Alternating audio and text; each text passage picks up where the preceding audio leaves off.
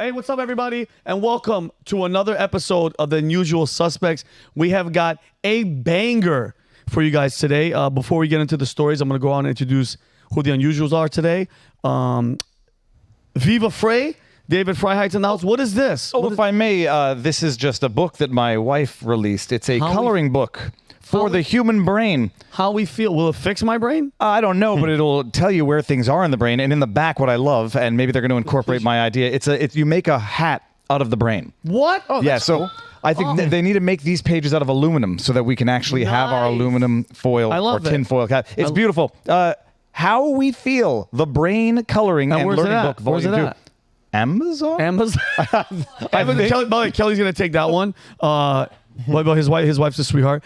Brandon Aceto's in the house. Rob Gargiulo, and we have Shane minus Connor. I know he's getting a little emotional today. It'll be okay. It'll be fine. I'm gonna go down the stories because we have a lot of them today, but I want to hit all of them. Ashley Biden's diary. It's real. Weird. Anyway, Rob's going to talk about the deep state, and if it's acknowledging its own existence, I think. Shane's going to talk about ChatGPT, and it could speak and it could see now. And see. Oh. It's becoming self-aware. So it's over. It's over. Great. It's over. Wait till it starts saying stuff like, I don't want you to live. Yep. That's next. I've seen the movies before. Whoever's phone is making a noise, please shut it off. That's GPT-5. Yeah, but you notice that? We were talking about AI, and somebody's phone just went off.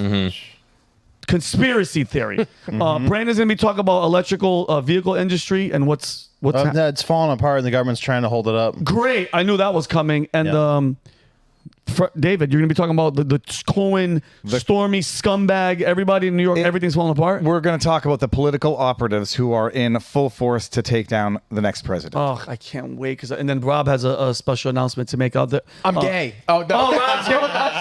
Rob just came out live on The Unusual Suspects. So if you're out there and you want to hook up with Rob, get on Manette. Yeah.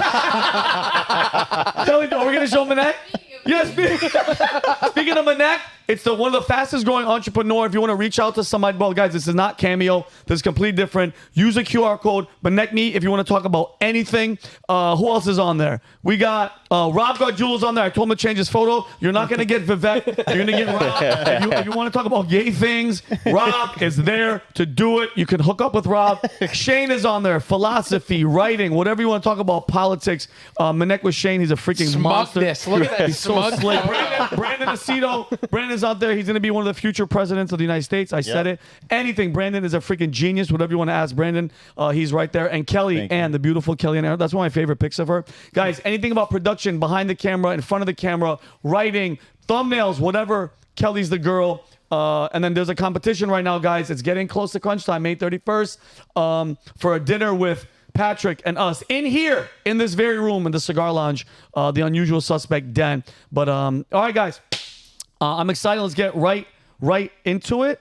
I don't know if you guys remember, a couple of weeks ago, I reported, I think you were here too, that Ashley Biden's diary, which she had allegedly, she left at a sex rehabilitation center. A woman found it and tried to sell it. Her name was Amy Harris.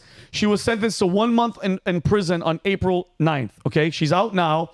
But a letter recently surfaced dated April 8th, the day before the lady that found it and tried to sell it was sentenced by Ashley Biden to Judge Lauren Taylor Swain, the United States District Court of the Southern District of New York, requesting for the judge to punish the leakers due to her living in pain every day, reliving the event daily. That's the letter right there, and you guys could see it. I highlighted some of the parts that are, violation of her privacy, the journal. This is her proving, and there's actually audio. Do you guys remember the clip, Brandon, where I showed that she called Project Veritas, and she's like, listen, I left it. It's mine.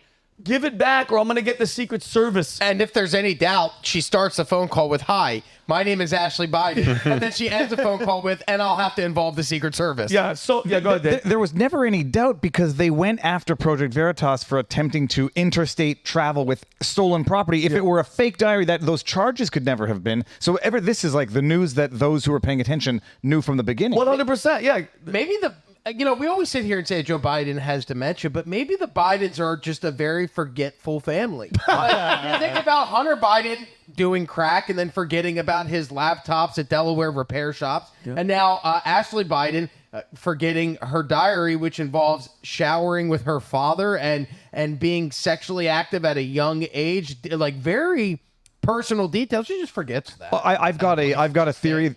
This will be a sitcom one day, because it's sort of like, imagine that it's Ashley Biden and Hunter Biden who believe that they've been abused by their father, trying to take down the president. They can't do it overtly, so they have to do it accidentally. And despite all their best efforts, the CIA, the FBI, intelligence, deep state comes in and thwarts their attempts to take down their dad. Time. That's a comedy right there. Bro, that's a movie. And it's like, and I'm going to get into it, but it's like almost, Dave, like it's almost like a cry for help. These guys are obviously abused, and I'm going to get into the real meat of it. I love the idea because they're leaving little breadcrumbs, but they're not even little. They're huge loaves of bread. It's amazing. Though. It's like I know we're going to talk about the deep state layer, but like look at the difference of having the deep state's wind at your back versus against you. Like Trump makes the smallest mistake or discrepancy, and then full force coming at him. But Biden can screw up everything possible, and they're just supporting him and covering it up. Oh, can you imagine when you're saying what were you gonna say? If Barron left coke in the White House, like what would happen? I mean, what do you mean, bro? That could have been anybody's coke. Think of how many crackheads are in the Forget the coke. The alleged interstate sex trafficking. It's the type of destructive behavior that's not about destroying Hunter by recording him smoking crack and getting BJs and foot jobs. That he then leaves that laptop to anybody. It's deliberate sabotage as far as I'm concerned, and he just can't get away with it, and neither can Ashley. Well, is that not like you nailed it? They are protected, Brandon. Dude, guys, use the Secret Service with taxpayer money to retrieve a gun with a shaved off serial number from a dumpster when he just ditched it. That's what he did. And he didn't get. And but like he is an untouchable crackhead, guys. What a feeling. Like think about it. If you're an addictive. Like a junky piece of shit, and that's what you are, Hunter. I hope to God, bro, just somewhere this clip, Hunter, you are a piece of shit, period, end of story. Like, imagine being that guy and knowing I can do whatever I want because there's a team of paid government officials, the Secret Service, that are making sure the word doesn't get out, period. And even, this is the best part, even Snopes, one of the most far left-leaning websites, they fact-checked it, and they confirmed that it's real. Kelly, can you put this up? Put this up. Look at this. That Snopes finally, because they didn't, remember last couple weeks ago, Snopes, go ahead. No, just notice it says updated. Updated April 29, published December 2022. I suspect they said at the time, unconfirmed. Yeah, they didn't know. Mm-hmm. And that's for the contents. And Rob mentioned it, and we did it before. I'm not trying to relive mess up, but she was contemplating whether her father was sexually inappropriate with her when she was a little girl. She mentioned, Kelly, can you put up the photo of that one excerpt? She mentions in the diary, at the top, if you guys can see, she goes, hypersexualized at a young age. What does this due to? Was I molested? She doesn't mention who. And then at the bottom, she says, I remember having sex with friends at a young age. Showers with my dad, probably not appropriate. Okay? Now, she refers to all this stuff, bro. She's been, in rehab, her relapses, drug use, alcohol. She mentions being sexualized by the woman, some neighbor. And she wrote, this is one of the things, and you guys, it's easily found online. Obviously, it's not mainstream, but you can find her diary. Me and Shane printed it one day. She wrote that Joe Biden, when he found out about this, her being Hansel or Gretel, it's Gretel. He was brought to tears over the worry for his daughter just because the Democratic primary debate was about to happen, and they didn't want this to be the thing. Priorities. Oh, because Shane, think about it. Even with Hunter's laptop and all that, the FBI would go to Twitter and be like, nope, ban them, take them off, take them down. And I think he was, and also they said a fear, this is my opinion, he was going to be exposed and the diary could fall into the wrong hands. Imagine China, which I already think he's compromised.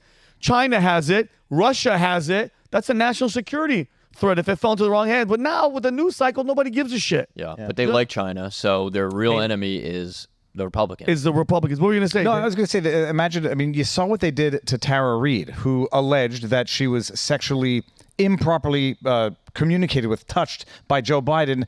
And then you have Lisa Bloom, the daughter of Gloria Allred, recognizing everybody knew it. And what do they do with the victim of actual sexual misconduct? They shame them. They demonize her, shame her, and force her to flee the country Yeah. because she's a threat to the establishment, where Lisa Bloom says, we know that what you said was true. You weren't asking for money. He was handsy, but we've got to defeat Trump. And what's crazy is that goes on. I mean, you're talking about 2019, where is that when the allegation? Because I know it was leading up to 2020 when Tara Reid started speaking out. Yeah. But that was the Me Too movement. You're at the height of the Me Too movement where it's believe all women except for this one woman. And it ends up being Tara Reid. And the Democratic Party is the one trying to frame themselves as the party of feminism, and they're just bullshit. routinely silencing women who actually come up against the most powerful people in the country. Well, it's Me Too, but not her. But not her. And it's like now we've got these hard pieces of evidence. The daughter of the president and it's not a contemporaneous diary at the time. These are her musings, reflections later on in life. Yeah. It's not like a one out of the blue. Then you put that with the montages of Sniffy Joe sniffing children. I was just saying touching that. them, touching reporters in places you're not supposed to touch anybody but your wife. And it's not something that you can say is a one-off or an accident or potential rumor. This corroborates a series of behavior that we have visual evidence of. Yeah, What's amazing too is that like they had the audacity to say that Trump was being weird with Ivanka just because he said she was a beautiful, competent young woman, and he was like close with her with what they do with their strategy and stuff, and they tried to make a thing about that. But this they're trying to shadow ban it pretty much. That's a great point, because I remember seeing that photo of his daughter on his lap, and wow, look, and that's creepy the way he looks at her. Meanwhile, Joe Biden's literally, according to his own daughter's alleged diary that may or may not exist, but it looks like it exists. It's real. He's showering with his daughter. That's normal. Wouldn't it make sense for someone who's dedicated their whole life to dismantling the Christian right to be a pervert? I mean, I sometimes think, like, what motivates these people to get up day after day after day doing the same thing? Like, do they really care about healthcare that much? Hell no. Or is it just this war on tradition? It's power. Yeah. Bottom line. It's power. And like, listen,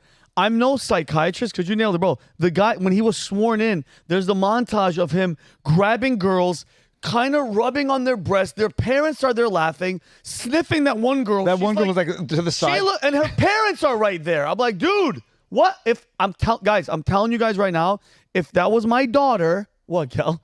I'm sorry. I'm punching Joe Biden.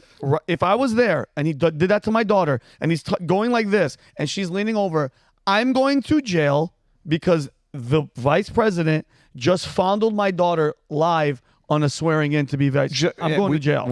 I've mentioned it time and time. Confession through projection. Just understand what they accuse Eric Trump of being a cokehead. They accuse Eric Trump of being a cokehead, and then when he, the crackhead son who needs to get veneers because he's cracked out his teeth. Well, then it's have pity on him. Don't talk about his struggle. They accused Trump in the Steele dossier of pissing on hookers in Moscow. You know who probably pissed on hookers? Hunter. They accuse Trump of having an unhealthy fetish with his own daughter. You know who seems to have one? Joe Biden. Through and through. Take what they're accusing the others of and know for certain it's true of themselves. Yeah, and I'm not a psychiatrist, but I'm pretty sure the reasons that, she's dealing with addiction, and her brother is a crack-smoking degenerate who not only records all his actions, but he's also slept with his dead brother's wife. Maybe, guys, and again, I don't have no degree. Maybe this all comes down on Joe Biden. Maybe you are a scumbag, shitty father. And since we know that the diary's real, like let's stop beating around the bush. She's admitted it. We know it's real. I would love for someone to sit down just like this, like when they're interview style and they have their papers. I want them to go, Mr. President, Joe Biden, do you care to explain what your daughter was talking about when she said that you showered with her at an inappropriate age? Stop, everybody, stop. Like no beating around the bush. Nobody come in and grab him as handler. Explain that. Why is she saying that? Why was her diary saying that she was overly sexualized? She was potentially molested. And, and I'll have a question for everybody out there that's watching this. How many more conspiracy theories have to come true for people to wake up? And Rob, I'll come to you. How many more? How many more of you sleeping sheep out there? And if you're sitting next to one, kind of hit him in the head right now to kind of rattle him. Just since 2016, if you guys have any more, please rattle him off. Russiagate and the FBI. Okay, 100%. It was a conspiracy. Real. Epstein. Oh, island. No, there's no island. They're not. Yeah, 100% perverted. 100%. He got murdered in jail. Election fraud. China. COVID. Vaccines. The Hunter Biden laptop, and the list goes on and on. What is it going to take for you guys, the ones that are watching this day, not necessarily the haters, but the people like, oh, you guys are nuts, to wake up? What do you think, Rob? Well, let's just look at. Agreed. And when I do my next segment, we'll get into some conspiracy theories that have now been proven to be true. But let's just look at conspiracy theories surrounding this family themselves. Okay, Hunter Biden laptop. It was a conspiracy theory, didn't exist. Russian disinformation. They call it the earmarks, bearing the earmarks of Russian disinformation. 51 intelligence officer signed off on a document stating that it was Russian in Russian election interference or Russian disinformation. Yeah. Okay, let's go to the laptop, or we did the laptop. Let's go to okay, we could do Ukraine. We could do Burisma with the general. What was it? The prosecutor. Where he's like, well, son of a bitch. Poroshenko? Yeah, I fired him. Son of a bitch. Okay, now let's go to the diary. Confirmed. Well, go to the quid pro quo first impeachment, which they accused Trump of doing what Joe Biden was caught saying on camera. Caught saying on camera. Quid pro quo extortion. Yep. Okay, so we're at like 5 for 5. Yeah. So that's batting 1,000%. We're batting 1,000. Did we do January 6th? How many feds were on the ground? Sorry, we can't confirm that, but there were many infiltrating the Oath Keepers and the Proud Boys. The pipe bombs that were all like, the pipe bombs that were dropped by. Let me explain something to you. Nothing. All of their crap is falling in on their head. Like I said, I just wish the people would just wake up and stop this nonsense about each other. It's them against us, and they keep pulling the wool over your eyes. It's like, okay, and whenever I meet somebody that's like, no, there's no name, everything is real. You trust the government 100%? You're an idiot. I'm telling you right. I worked for the government. I was in the military. My brother was in the military. My sister just retired. Guys, it's not what you think, okay? COVID originating in a lab in China would be another one. Ukraine not having a Nazi problem would be another one. Ukraine not being corrupt would be another one. NBC or 60 Minutes put out the documentary that only like 30% of the aid was reaching the end lines, and then they had to re-edit because it got better since the time they made the report. But just when it comes to this family alone, everything that we have hypothesized. Hey, it's weird that he takes photos smelling young kids. Confirm that it's weird. Showers with his daughter. Weird. Son, laptop, hookers, crack. Weird. So then the next thing you look at is, well, the conspiracy around Joe Biden now is that he's senile and he has some sort of form of dementia. And his dog is trying to eat the Secret Service. But then you look at him and you watch him talk and you watch him freeze and you watch him make weird comments that don't in any context make any sense whatsoever. And nobody checks him in real time. And the only sit-down interviews he does is with Howard Stern, one, and he's been in office for 3.5 years. That's the longest form interview he's done.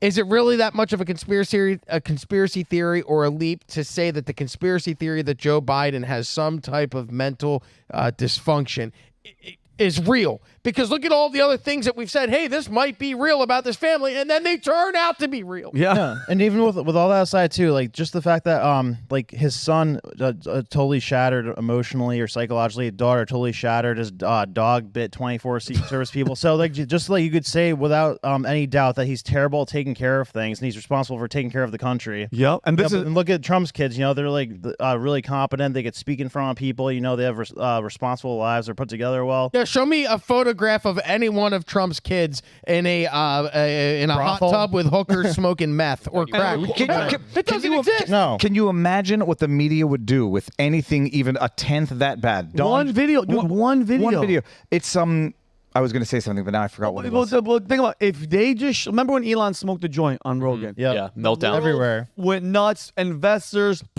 If they showed Donald Trump Jr. just going with a joint, guys, it's over. It would be over. Like everybody was like cutting crack in front of a camera. Cutting crack dude. It seemed to me that these girls were very young, extremely young. And by the way, people that saw the what's it called? The laptop from hell. They were getting sick to their stomach, just like Anthony Weiner's. They couldn't stand it because it's so disgusting what they're doing. But anyway, guys, the fact that it's real, you guys can go look it up for yourselves. But from that letter and her admission, her phone calls, It's real, and I think we need to ask questions of what the hell, like what's really going on. Ashley, what happened? And I know it's deep, and I know it's personal. I know it freaking hurts and it's hard. But the world, if he's a disgusting pervert, pedophile, molester to his daughter, God knows what he's done to other people. I think the world wants to know. All right, guys. Next topic, Rob. The deep state acknowledging that the deep state exists. That's right. The deep state confirmed that the deep state exists. So you want to talk pedophiles? You want to talk the term? Yeah. Boom. It's here. According to Breitbart. So, okay, say what you will. I love Breitbart. What do you mean? I mean, I like going there and getting sources of information and then digging a little bit deeper. They're credible. Here is an article that was posted May 14th from Breitbart. Stephanopoulos, this is George Stephanopoulos from ABC News. According to him, the deep state is packed with patriots. Oh, great. You've been called an adorable, angry little patriot. Yeah. Well, guess what? There's more patriots just like you. But according to George Stephanopoulos, they are working for the deep state. Oh, weird. ABC News anchor George Stephanopoulos said Tuesday on The View that he believed a so-called deep state was packed with patriots. If you're unfamiliar with the deep state, let's take a look at Wikipedia's definition of what the deep state is. According to an American political conspiracy theory, the deep state is a clandestine network of members of the federal government working in conjunction with high-level financial and industrial entities and leaders to exercise power alongside or within the elected United States government. Fact. That could never happen. No, that's a fact. An American political conspiracy theory is what they call the deep state. Go ahead. Do they not know of the name Kevin Kleinsmith, the FBI attorney who literally falsified evidence to submit to a secret FISA court so they could spy on Carter Page and the incoming president? I mean, it's not a conspiracy theory. It's there. They admit to it. Peter Strzok, FBI, insurance policy against a Trump election. Lisa Page. They call it a conspiracy theory. I mean, at this point, that just means it's probably more accurate, and it does mean it's more accurate than mainstream media news. Well, the reason that they deem it a conspiracy theory is because the person who talked about it the most, I mean, the term deep state goes back to the 90s where they were referencing a long-time alleged deep state in Turkey. I was going to say, didn't it come from Turkey, the president, Erdogan, whatever his name is, and I think Chomsky popularized it too. So it like kind of came from the left and from like Islamic. And Rob, don't forget the word that's the deep state. The word conspiracy theory was brought about during JFK by the FBI to make everybody go, "Whoa, you guys are crazy." Yeah. This isn't a theory. These are real things. Yeah, They're actual conspiracies. Well, and they did that to then dismiss people who were questioning the assassination that JFK. Yeah, the magic bullet theory. Yeah, the word something magic that means fake. Yeah, exactly. The word magic is pretend, like boo, abracadabra, magic bullet. This bullet was doing magic. Get out of here. Bro. So then, okay, so the reason that it becomes, like you mentioned, that it becomes popularized in the late 2010s was because of this man right here, Donald J. Trump. According to Wikipedia, the conspiracy theory of the deep state reached mainstream recognition under the presidency of Donald Trump, who referred to an alleged deep state working against him and his administration's agenda. Kelly, if you could, please roll the tape. Either the deep state destroys America or we destroy the deep state. Testify. We're at a very pivotal point in our country. I love him. Either we descend into a lawless abyss of open borders, rampant killings, Lawfare. super hyperinflation, which is what we have right now and not coming down, and festering corruption, or we evict Joe Biden and the Democrats from the White House and we make America great again. Do I love him? I mean, how can you not? I don't care whether you like him or you don't. If you don't like him, it's because you have been brainwashed. How can you watch that and not like it? Yeah, you're more than anything in the world, the fact like somebody being strong enough and rebellious enough to go up against that force, because like we were just saying, like if you don't believe in it, the biggest proof is that force, the invisible force that you see against people who are speaking out against it versus people who are, you know, just bending over, selling their soul and going with it, and then they get everything in the world, but at the expensive price of selling your soul for it. But let me ask you guys a question though. Do you think as a tactic for war, do you think a good tactic, Rob? I want to know what you guys all think. A tactic for war, like he didn't learn the first time that you can't tell your enemy what you're going to do. You don't say, I'm going to drain the swamp out loud in front of all the creatures. They're going to try to bite you. I think the tactic of saying, I'm going to go after you guys, because I hope everybody knows this, that deep state, that swamp, hasn't been, not even an ounce of water has been dropped out of it. And he's going to come right back into it. And he'll fire Christopher Wray. Who else would you put in there? It would have to be like somebody that he 100%. Roger Stone. Yeah. Oh my God. That would be great. I mean, I personally don't even think we need FBI. I think you could scatter them into all the other departments. But you guys, what I'm saying, like, guys, that deep state that he's talking about, they're listening. They're setting up the pieces right now, A, to not let him get in. But number two, once you jump right back into that freaking swamp, they're right there. It is the concern. Some people are saying, look, he's talking about the deep state, but then also talking about building a new building to the FBI. When you get in, if he gets back in for a second term, and God willing, it will be a thing. Cow skin. You clean house by defunding. Like it's an amazing thing. You cut off funding, and it will shrink the deep state and the administrative state very quickly. But it's a wild thing. You call it a deep state. What it is it's an unelected body of bureaucrats who are there permanently. And it's called an administrative state if you want to take a less conspiratorial term. It's there. It's a fact. And it's the same moving target, moving goalpost. It doesn't exist. Okay, it exists, but it's smaller than you think. Okay, it exists. It's as big as you think, but it's a good thing. I love it. That's exactly what I wanted to point out, because it was a taboo topic that you really weren't supposed to talk about. You talk about deep state, people are like, what, are you in QAnon? Like, that was like the mentality towards any reference of the deep state. So the deep state was a conspiracy theory. But then, if you notice, March 14th, New York Times puts out an article, and you described it as an invisible force, right? Yep. But now they're making it a visible force. March 14th, the New York Times puts out an article. The article, it turns out the deep state is actually kind of awesome. So it went from a conspiracy theory that didn't exist to now the New York Times does an opinion piece where there's two journalists, Adam Westbrook and Lindsay Krause, where they go around the country and they interview people that are government employees that they try and explain to you are the deep state. What they're trying to do, because the issue has become so big, the deep state clearly exists. They can no longer deny that the deep state exists. So what do? They try and normalize it. So it's a taboo topic that you weren't allowed to talk about it. And if you did talk about it, you were batshit fucking crazy, buddy. But now, guess what? It's no longer a taboo topic. It's actually something that does exist, but it's so normal. Let us normalize this for you so that it doesn't bother you. And the way they do that is by, this is a quote from the video and from the article.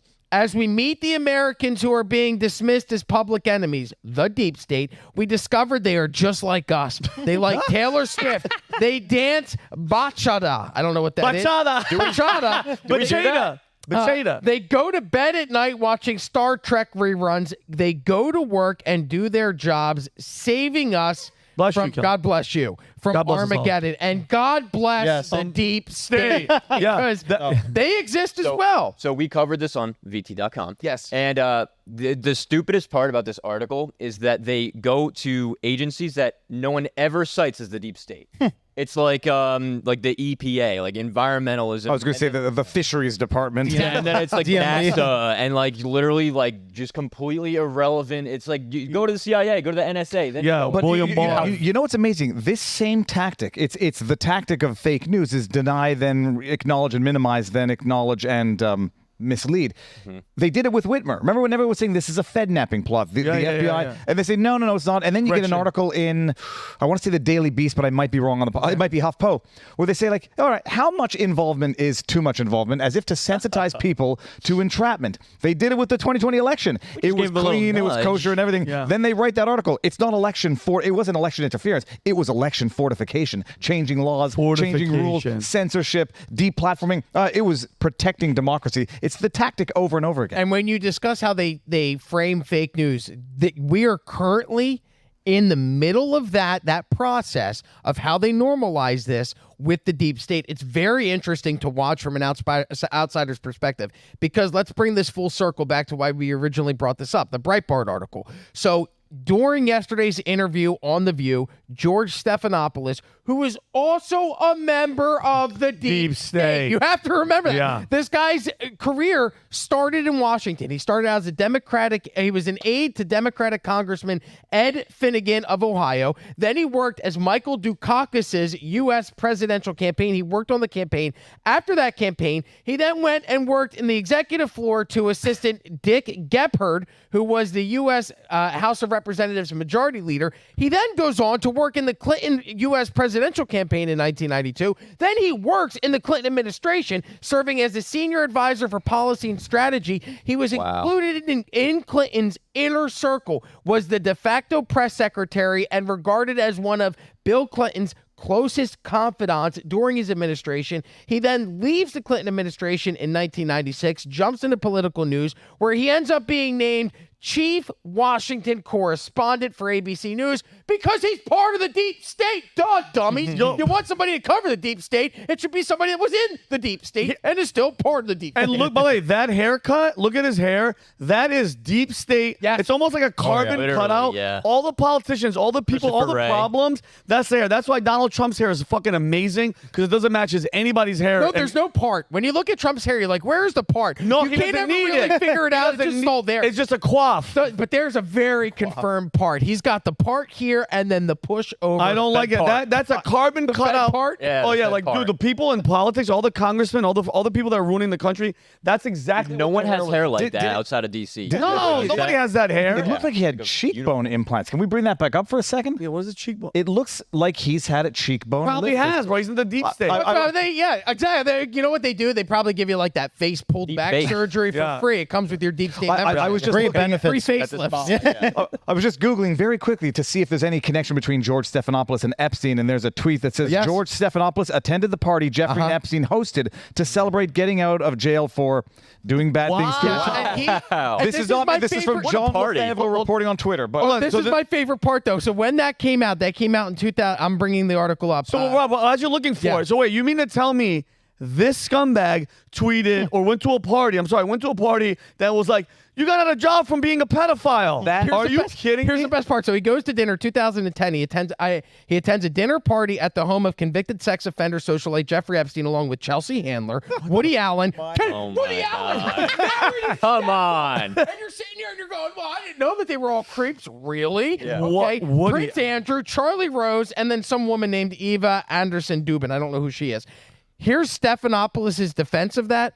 That dinner was the first and last time I've seen him. I should have done more due diligence. It was a mistake to go. You should have done more due diligence. You are the lead. You're the chief White House correspondent for ABC News. What do you mean you should have done more due diligence? by the way- Your job is to do due diligence. that story doesn't make any sense. This is in 2010, correct? Yes. Clinton was president in the 90s. Yeah. Clinton had his extensive connections with Epstein, as we know from what do you flight mean? He's logs. the most prolific flyer on Lolita Express. He did his due diligence. There's no way he didn't do his due diligence and didn't know who Epstein wasn't when he did that. There's no way. No, he no, no, no. The first and last time you ever meet someone is at their get out of jail for being a pedophile What party. the hell is that about? Like that's not my first intro to someone. Really weird. Also, by the way, that you bring that up, Jeffrey Epstein goes to the White House 17 times during Bill Clinton's administration. Those trips occurred between 1993 and 1996, the exact time that George Stephanopoulos was in the office. So you're telling me that you're one of Bill Clinton's closest confidants, George Stephanopoulos. You're in his inner circle. You helped him get elected. You're his de facto press secretary.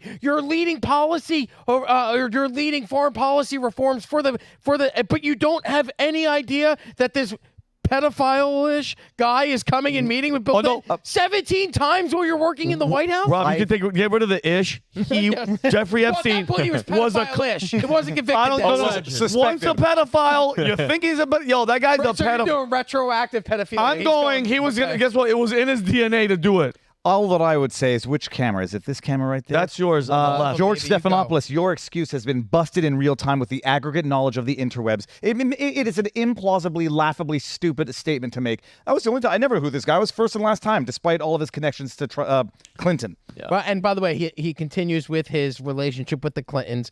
Between 2012 and 2014, he donated more than $75,000 to the Clinton Foundation, but did not disclose those donations to ABC News, his employer, or to his viewers, and only finally acknowledged them when he was called out in a book. And somebody said, hey, did you donate $75,000 to this? And yeah, I guess I did. But he never disclosed that information. Rob, go ahead, because this is the video? Yes, here's the video from Tuesday's episode of The View. During the interview, co-host Alyssa Griffin said, and she's talking about his new book, she says, the book is so good. My favorite thing is you interview Situation Room staff. I've always said it's White House staff whose names you'll never know who are the writers of history. They will tell us so many details. And then George Stephanopoulos, who is part of the deep state, confirms that there is a deep state, but they're nice people. Kelly, please roll the tape.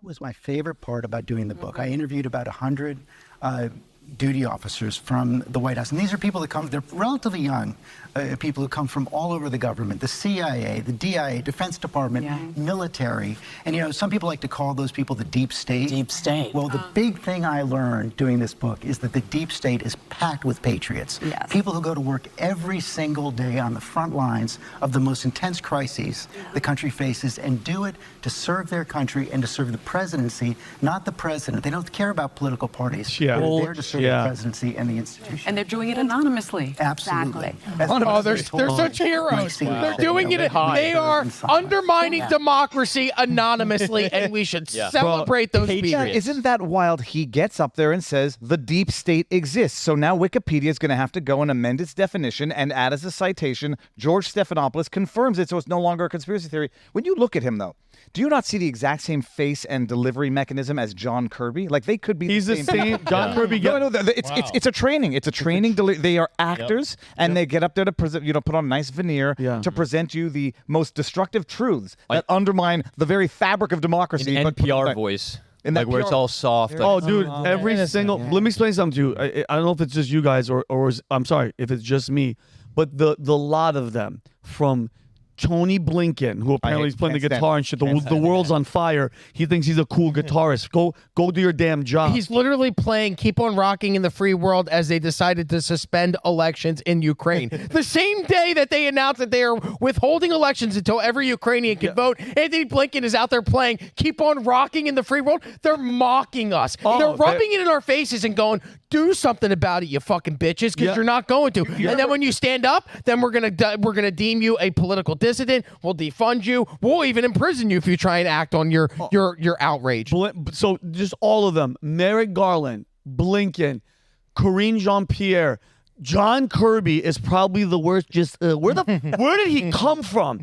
That guy makes me sick to my stomach. He's you know who he is. He's the one that was like, with October 7th, he's like, there's gonna be a time. Now's not the time. He's always Go smiling. to hell. He's talking about war smiling. and If genocide. If you look at John Kirby's eyes, they are like the blackness of the depths of hell.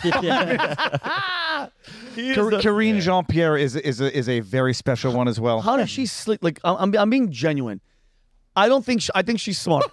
Did you see the clip yesterday where she talked? She cannot comment on the ongoing Trump trial because it has to do with the election in 2024. Oh, yeah, I saw that. So she literally is admitting that, yes, I can't comment on this because we're using the justice system and we're using it as a weapon to go after our political opponent. So I can't comment on the trial because it has to do with the 2024 election. She's not like, and I want to be genuine, you guys. She's DEI hire 1,000%. She checks all the boxes. She mentioned all the boxes on day one. I'm a black lesbian, lesbian, vegan, earth-loving. She's by every box. Zero skill. Can't say a single sentence. Can't, but without looking. But she's blinking. By the fact that she puts on light makeup here, and you can see her dumbass blinking. She's like, yeah. But don't get me wrong, but she has the gesture. She has that Barack Obama shoving it in your ass, take it down your throat. But completely illiterate. I mean, she's not dumb. She's not dumb in the sense that she knows she's lying. Rob, I don't care who you are. When you see what's happening in the world, but then you have to read this. How does your soul? How do you sleep at night? Do you notice the way she always leans in with one shoulder into the podium? The president's been very clear.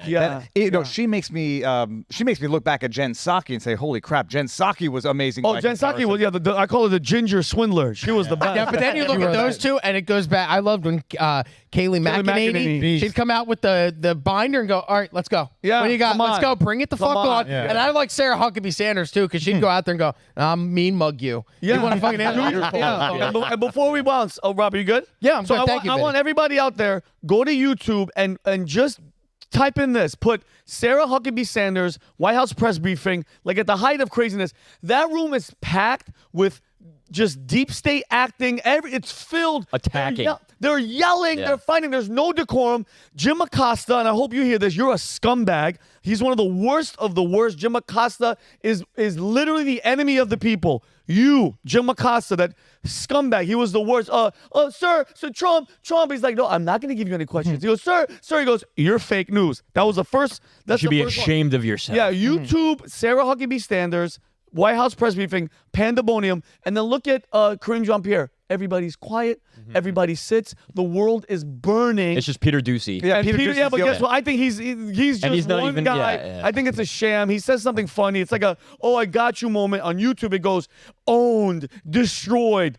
Nothing happens. And now I'd like to introduce two new unusual suspects to our show. The first suspect, he is the president and majority owner of Global Ascension Studios.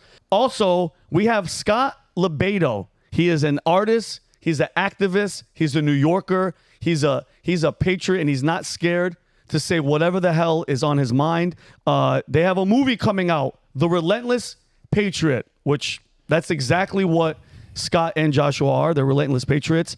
June 14th, I'd like to introduce you guys, Joshua Macciello and Scott LoBaido. What's up, boys? Hey, guys. Nice to meet you. Hey, nice to meet you guys, How you too. doing, Vinny? So, Josh, I'm going to start with you, Josh. Can you just really quick tell everybody who you are, what you're doing, about the movie, maybe how you guys linked up, and then we'll go from there. Absolutely. Joshua Macciello, president of Global Ascension Studios. My partners and I, a few years ago, when all the shenanigans was going on in the country and things were getting bad, said, hey, man, we need a media company that is going to combat all the woke, demonic Hollywood stuff that was going on, and we want to put something together that will bring people awareness that media and news and social media outlets were really not stepping up and doing the way they're supposed to do. So we came together, we raised a bunch of money, put some of our own money in, obviously, and we created Global Ascension Studios. The name came from I lost my sister 2020, stage 4 ovarian cancer. On her deathbed, she came up with the name Global Ascension Studio. She said, brother, we want you to rise. We're very faith-minded people. We want your studio to rise above all the corruption of the media. So Global Ascension is how the name was born. And, during COVID, I would be sitting home because we were locked down here in California. And I would be on social media constantly. And I saw this New York, Italian, crazy motherfucker named Scott LoBaido who was saying everything that we felt. And by the grace of God, through a guy named Frank Torch and Torch Entertainment, Scott was introduced to myself, and he had been in the process of making this documentary for many, many years. And we saw the footage that they had already, and we immediately said, we got to be involved with this. This has to be the first project that we release and get into the market. And, we did that, and man, it's just taken off. The Patriots have stood behind us. Scott's got a great following.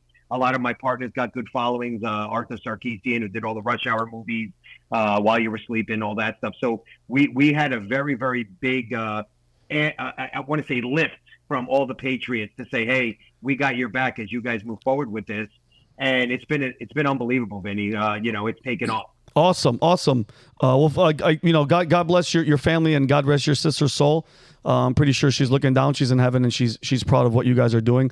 Scott, you've been popping up in my feed for the past 6 years, just angry, and everybody's like, dude, this guy's gonna have a heart attack. I'm like, I see something in that guy that's in me. You're not afraid of anything. I just saw a video of you in front of George Soros's headquarters downtown, and you revealed a painting outside of George Soros breastfeeding his son, and it was like some demonic, satanic thing. I absolutely loved it. I think you went on the intercom, you tried to call them. So Scott, let everybody know a little bit about who you are, how you got to where you are, and what this documentary is about. Yeah, I've been an artist since childhood, and I want to go find myself. I'm from Staten Island. Staten Island, if you don't know Staten Island, folks, it is one of the 5 boroughs of the biggest liberal city, but we are a little town in the Midwest full of working class cops, firemen, and we don't take shit from anybody. That's why we stand out here. That's why the mayor fears us. That's why everybody else is afraid of us, because we're not these liberal pussies and the rest of the boroughs. No, I mean, there's good people in all the boroughs, Brooklyn and shit. But Staten Island's the last of the real New Yorkers, not these people that move here from Quebec and 2 months later they're a New Yorker. I'm a New Yorker. Yeah. Anyway, so I went to find myself in the 90s, early 90s in the art world, because if you can make it in New York City, you can make it anywhere. Manhattan's the capital of the creative universe. And I saw this hatred towards America, towards our military, towards our flag from the creative people, the art world. And it just took me back. And I said, I was blown away, dude. The creative people, we have more rights than anyone else. We get to abuse the First Amendment. And I worship the ground that our veterans walk on, our military, and that flag, because it gives us artists the right to be the crazy expressors of freedom in the world. And here we have all of these artists. 90% of these creative people were pissing on our flag, pissing on America, and everything that gave them the right to do these things. And I said, you know what? F this. I don't give a shit how rich or famous this art world can make me. I don't want any part of it. And I went on my own, and I said, here's my calling. This is back in the 90s. Yep. I'm going to paint this flag. I'm going to bring this flag the respect it deserves through the unusual suspect, no pun intended there, through art. And they ate shit. The art world destroyed me, and so on. And at the same time, I noticed this thing called wokeism and political correctness back in the 90s. And it was small. And I said, this fucker is going to get huge, the size of Godzilla, and it's going to destroy this country. And at that moment, I started painting the flag all over the place, on cars, buildings, canvases. And I also started warning people 30-something years ago that this politically correct woke shit is going to bring this country to its knees. And everybody laughed at me. And I was protesting, you follow me, shit, going up against this thing and that thing and getting arrested, letting people know, shining the spotlight on this insanity. And everybody laughed at me. But now, everybody treats me like like Elvis Presley. Yeah. Because I wasn't that conspiracy maniac. I was preaching the truth of what is to come. And here we are in the biggest crisis in the country. And it's our fault for letting this woke ass, politically correct bullshit take us over. And Scott, that's what I've been doing for 35 years. And Scott, not to cut you off, I apologize. And bro, I love your passion. Everybody here in the studios not in their heads with everything that you're saying. I think enough is enough is something. I hope, a lot of us hope that it's not gone too far, that they haven't reached their tentacles of power and control. But Scott, just really fast before you get into the documentary, how are you as a New Yorker? How are you feeling with watching these protests on the college campuses where these pieces of shit are taking down the American flag and putting up a Palestinian flag in New York City? How mad does that make you? It makes me so fucking mad. It breaks my heart. It pisses me off. Now, it doesn't piss me off for me.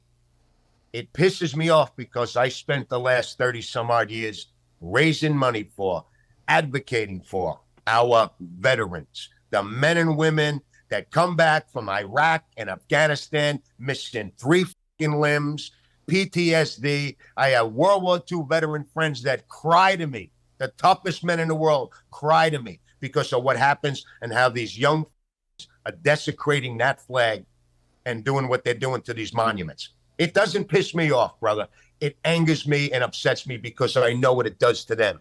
And I swear to you, and you know this, if I ever saw one of these little doing it in front of me when I was there, I'm going to be going away for a while. And we let it happen. I believe happen. That's the whole problem, is that we let it happen.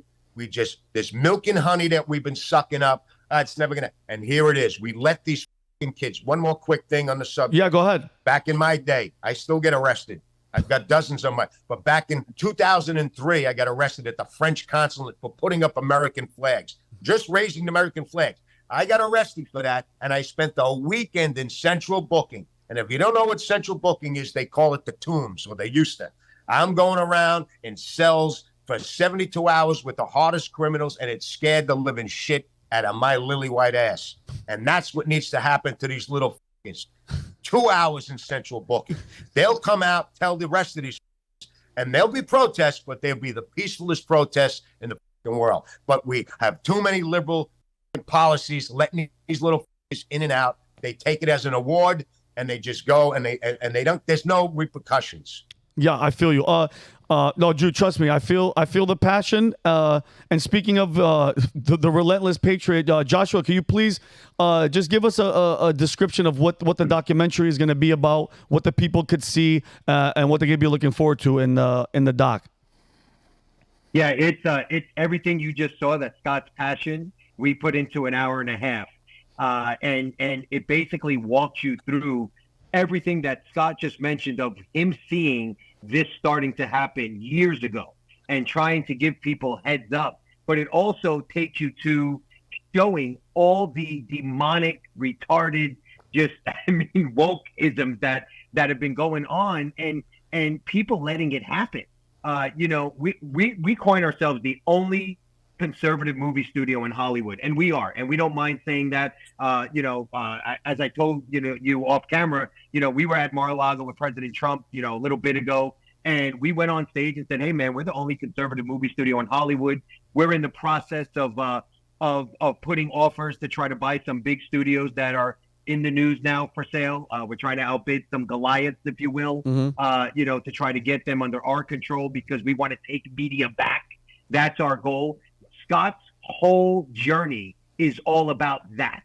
Is about, hey, I've been telling you guys this for a long time, and we need to get it out there. Vinny, we got distribution on our own. We didn't go through Paramount, Universal. We went and we got our own. We actually went and ate up a company that was a sales company that had already theaters under its belt because we funded the distribution. We funded the P&A. We're doing everything our own, so we don't got to answer to nobody. So this guy's message can be heard. And we know what's going to happen. We know there's going to be protests regarding this movie and whatnot. And the reality is you're looking at a movie coming out that's the only patriotic movie that's coming out until the election at a time when there's fucking Palestinian flags flying everywhere saying death to America. So we know the patriots are going to rally around this, rally around the movement that Scott's been putting out there for many, many years. And we're going to have success, and we're going to start waking some people up who need to be woken up. I love it. So, Scott, it's a question for both of you. We were talking about it before we went live as to whether or not you guys leave California, commie California and commie New York. And I think it was Josh who said, if you've been to prison, you're not leaving. But you've heard about the story. There's a Dexter Taylor, a local New York man, was assembling firearms in his apartment, arrested, convicted. The judge says, there's no Second Amendment in my courtroom. Don't bring that argument in here. When you're living in a state that doesn't respect the highest law of the land, at what point do you contemplate at least getting out and waging the war from another state that does respect the Constitution? Well, first, I've already started that process. So we own land, as I was saying, in Nevada. We have like 25 acres in Nevada. We were going to do what Wahlberg and everybody else was doing, going to Nevada. We were actually the first one to do it. But you got to looking at Scott, Scott has been fighting from within the heart of the beast. And I'll let him follow up after I say this. For us, I don't mind having second option in other places, but we got to beat it up from within. California to me is the most beautiful state in the country. If you take the politics out, it's the best state in the country. And to just give it up to them, I'm sorry, man. I'm a New Yorker, born in Brooklyn, New York, raised in Brooklyn, New York. I'm a fighter, bro. I'm going to fight for this thing because in my heart, I know if we give it up, then we're going to start losing many, many other states. So you got a guy like Scott LoBaido fighting in New York, putting himself out there, going to jail, as he just said, central booking. We got to start having people match that energy and doing it all over. I feel you. Scott, what do you think? Back to the New York thing. It's funny that we're both, Josh was on the other side of the hell and I'm on this side of the hell. You know, I'm 59 years old. I've been here. My great grandparents moved to this city, Staten Island, same community. And, you know, I give these politicians so much heat every day, the mayor, the city council, the governor. But I give tough love and I lose fans. But listen, I'm not here to make friends. I'm here to make shit right. And I give tough love. And I blame these idiots in the city, the citizens of this city that continue to vote for these policies, for these politicians that hate them. These people own business. These liberal assholes own businesses, and they're being destroyed. They're being wrecked by the illegal aliens, by the crime, by the restrictions, the pizza. I got arrested for throwing pizza at City Hall a couple of weeks ago because they're trying to do these regulations to cut the admissions down to save the two-headed tree frog because they're making pizza in ovens. New York is nothing without pizza, and these jerk-off woke are just ruining everything on purpose. But these idiots, these business owners, the citizens that their kids can't go to school, their grandmothers can't get on a train without getting cracked over the head with a ball-peen hammer, and these people keep voting for the same idiots. So I blame them. But the good thing is, Vinny, is that it's called, like my good friend Curtis Lewa says, pain compliant. People are finally on the other side getting their children raped, their grandmothers beaten, their businesses destroyed, you know. So they're coming around, and it's sad that it had to come to this, but I do see New York going red again because of people finally getting the shit kicked out of them. Yeah, I feel you, but trust me, we were. I was talking with Rob and Brandon. We were all, you know, sharing photos and videos of Trump in Jersey. I was like, oh my God! When I saw that first camera pan, and I was like, bro, is that 100,000 people there? I mean, and Trump said he's trying to win all 50 states. I mean, like you said, Scott and Josh, I know you have the same sentiment. People are starting to wake up. I really hope it gets accelerated and it gets faster, because if you can't see, as just an average American, I don't give a shit if you're left, right, tall, short, gay, woman, trans, I don't care. If what is happening right now isn't infuriating you and you can't see, then you know what? You're too dumb. And we need to just push those people to the side and just move forward. But the only sad thing is these freaking losers vote. You know, Biden still has a 48% approval rating. What are we even talking about? What are you seeing that we're not seeing? Nobody. When I challenge people this, I tell them, name one thing that this administration is doing that's right. Name me one thing. The only one they can name is the CHIPS Act, because I don't think it's had time to fail yet. But there's other than that. But that came from Trump, though. That was originally sponsored in like 2018. It started at 2018. Yeah. So and again, and I understand that's what they're saying. I'm like, you know what? Take that chip and shove it up your ass. I'm talking about the economy. I'm talking about the border. I'm talking about, as a New Yorker, when the illegals that they're coming in for the open border, they go to New York, they beat the shit out of a cop, and those pieces of shit walk out and they flip the bird to America. That drives me insane. And those are the people that don't care about that, and they're going to vote for the other side. But, Vinny, look at Steve Buscemi. Steve Buscemi just got punched in the face yesterday or the day before walking in New York. I mean, you know, and it's happening, like Scott said, to these people now that were standing out, ragging Trump, talking shit about Trump. Now these guys are starting to get punched in the mouth. I wish it was De Niro, by the way. Yeah. Trust me. He was just on. He was just on, I think, The View. I don't know where the hell he was. Again, bitching and complaining and comparing Donald Trump to Hitler. Like, I really, I don't know what they have. To me, I think they have dirt on Bobby. I think he was. I don't know if he's ever been to Epstein Island or what. I'm just assuming. Hey, they all listen to me, dude. You want to get into, and I know I follow you, so we have a lot of common theories. Look, I think we're living in a psyop right now.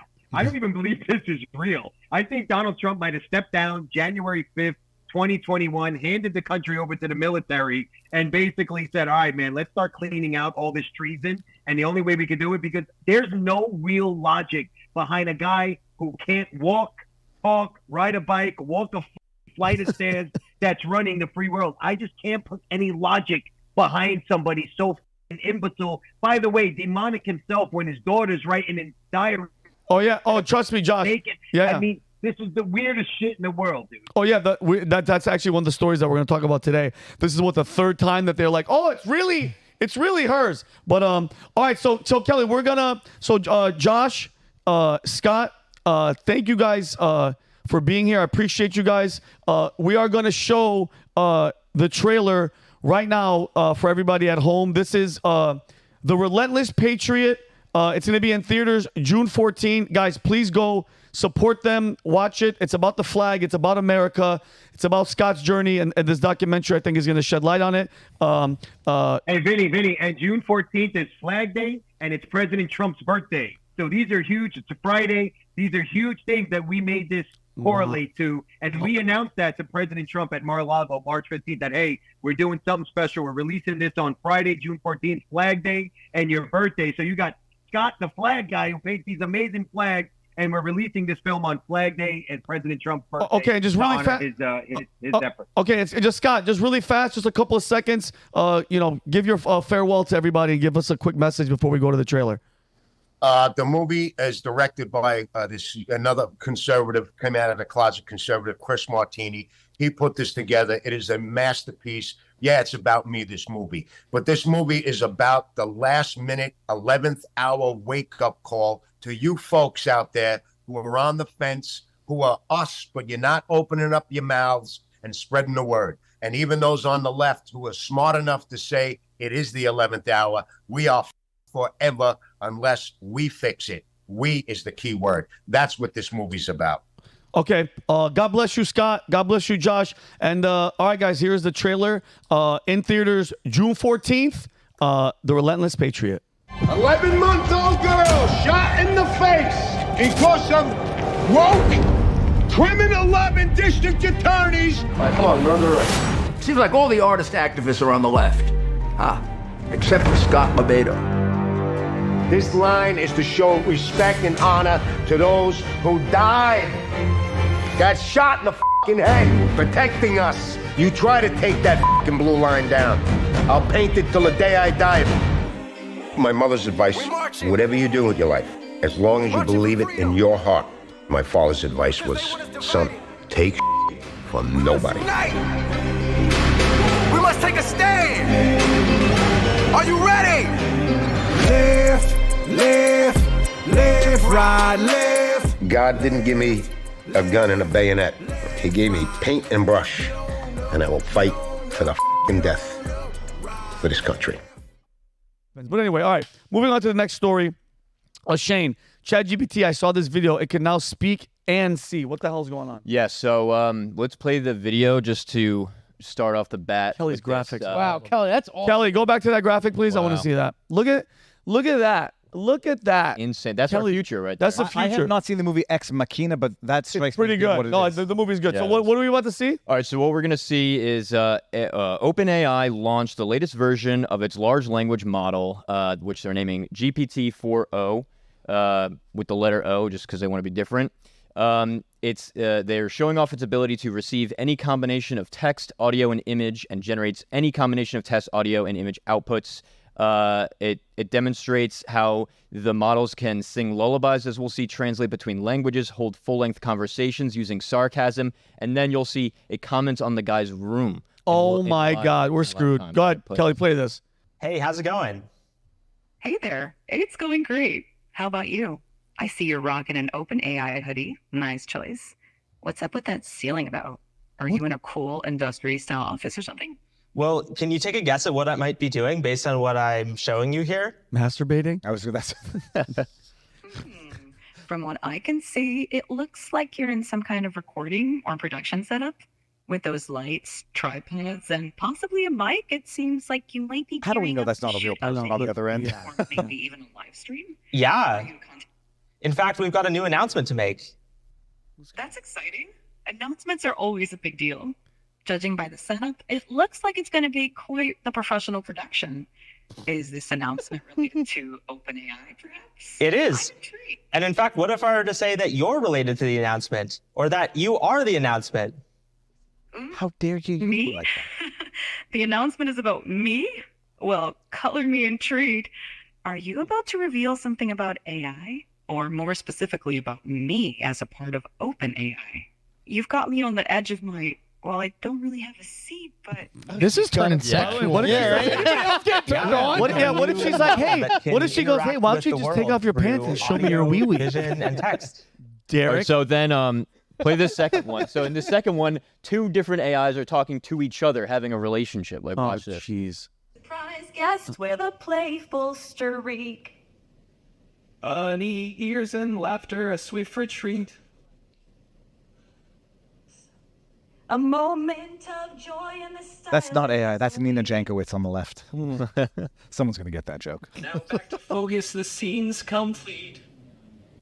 So they're singing back and forth to each other, responding to each other in real time. And then there's a third video that I don't have, but you can look it up, of the AI's teaching a high school kid how to do basic geometry. And it's like teaching him the hypotenuse and everything. And it's like, this is going to replace teachers. So Sam Altman, the CEO of OpenAI, says that a key part of our mission is to put very capable AI tools in the hands of people for free or at a great price. And then he threatens other AI entrepreneurs and says that the next GPT, the GPT-5, is going to steamroll them. So he's like, we're taking over.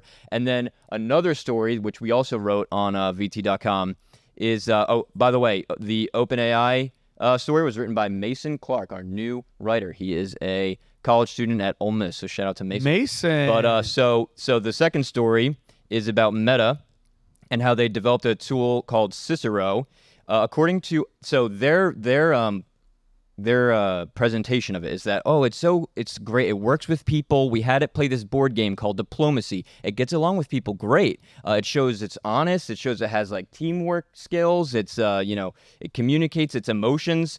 Meanwhile, these scientists did a study on the same results, and they think that Cicero has actually been proven so clever that it's capable of deceiving humans, lying to them, and it shows how in the trial run that they were the tool would not only betray other players but also engage in premeditated deception, planning in advance to build a fake alliance with a human player in order to trick that player into leaving themselves undefended for an attack. So they'd say, "Hey, let's team up against England, and we'll go after Germany," saying this to the France player, and then backstabs the France player. Wow. So my question to you guys is, when one AI is beginning to talk and comment on a room and sing to each other and teach math, and the other is learning how to defy humans and deceive them, like, what is going to happen? Pull the freaking plug is what has to. As you were talking, I just had the idea that, well, if the AI is that smart, it can figure out how to code or how to access digital or electronic products and maybe shut down your fridge. Hack into shit. Hack it, like play pranks on its AI owner. Like, hey, I shut down your fridge and all your food is rotten now. I can see AI wars becoming a real thing. Oh, it's called the Artilect War, artificial intelligence against us. Because now think about it. Look how far it's getting advanced. I'm gonna take a step back because Kelly put this photo up. That relationship that the guy was having with his phone reminds me of the movie with Joaquin Phoenix. Her. If you guys haven't seen this movie, where he dates a sex doll, right? He dates this. Well, he's having problems with like his regular. He's divorced and whatever. Then he starts dating this thing, and it's Scarlett Johansson, and her voice. He's just dating her, and then he all of a sudden finds out. He's like, "So where were you?" She's like, "Oh, I have like 20,000 other people that I'm kind of dating." And he's like, "What?" And she's like, "Yeah, I have sex with all of them on the phone sex too." He's like, "You whore!" So, and then going back to what you're saying, bro. I'm telling you guys right now, the end could be this very thing. Look at how advanced it's happening every single day, every hour. This thing is getting smarter and smarter and smarter. Then because what is it called? We want our lives to be easier. Convenience. Yeah. They're going to put this into robots. You see those robots doing those kickflip stands and Boston Dynamics. It's only a matter of time. Let's say 5 to 10 years. Bro, these things are going to be in your house. Yeah. It's going to be iRobot. And then who's to say that they're not going to turn? The Democrats are in control of these companies too. We have to understand. Obviously. The deep state's in charge of them. Google, Microsoft, they're all integrated with the deep state. This is a known fact. So we're all worried about the elections and like, oh, we're going to convince the majority of the American people to not trust the deep state. Meanwhile, they're like, we won't even need humans. These are going to be our new voters. These are going to be our new people who carry out our wars for us. We don't need humans anymore. Oh, you guys are in the past. Shane, what do you mean this? And don't forget what you're going to say, Brandon. The hell with the vote? they push a button and these robots come to your house. Your Second Amendment ain't doing shit. You don't think that they're going to be armed? Their bodies are going to be bulletproof. 10 times stronger than a human being. The military is almost like irrelevant at the point where they almost have to like take over one of these companies, because how fast could we have a situation where like these robots, they have a fleet of robots with guns on them that could be stronger than the military like within a few months? Oh, Brent, did you guys see that video of that robot that's legal in 48 out of the 50 states? It has a flamethrower on its back. Well, no, I'm just looking up because I thought I read an article, and I did, about robotic patrol dogs for the border. I mean, they're around. Because what makes you comply with the government? You know, you're afraid that the military is going to show up at your business and stop you from doing what you're doing. But what if you have like a fleet of robots with guns on that could take out anything that comes your way from the government? What were you going to say, Rob? Brandon, it's scary, and guys, it's not slowing down. I forgot which he was like a head of AI. He's like, look at, by the way, Kelly, play this. Guys, look at this shit. This thing is real. That thing is real, and it's sold in 48 states. California doesn't have it. And by the way, that is some scary shit. Well, the funny thing is, I saw that and I immediately thought the dog had like projectile diarrhea. I didn't see it coming out of the front. I thought that was the sex robot. Also, so there's another. So yesterday, Google had this huge conference, the developers conference for AI. They call it I/O, I think. And it was protested by all these, Palestine protesters. And I'm like, oh, here we go. Like, what are they protesting about now? But I was actually listening to one of the protesters, and they brought this point. They were like, Google is using a tool called the Gospel, is in business with the state of Israel, and is training their targeted AI model. It can target people on a battlefield and tell them when to hit. Against the Palestinians in war right now, and Google's using this to train their AI model to get stronger at this, and probably going to sell to the U.S. government, and then it's going to be like game over. Like we're never going to see the end of it. So these Palestine protesters, usually they're just full of shit. But like that person, I was like, okay, they might be onto something, where we have these little wars on the border, in like the border of like of the empire, if you want to call it, like Ukraine, Israel. But like right now, they're really just testing technology to make it good for the real wars that are going to come. Yep. Yeah. And that shit is like that is not going to be fought with human beings. It's going to be fought with all this insane. Oh yeah, and then we're none, because this guy, I think it was called it was a documentary. Oh, Transcendent Man. It was a documentary from this guy that's really into this. He wants to trying to bring his father back. I think they have cells of his. I might be mistaken, but this guy, it's the guy that was a expert in this AI thing. He's like, think about this thing is going to be, its brain is going 1,000,000 times faster than ours. This thing starts to think for itself. He goes, and who's to say? He goes, I know. He goes, this is inevitable. The way that we look at an ant, when you see an ant, you just go dead. I don't give a shit.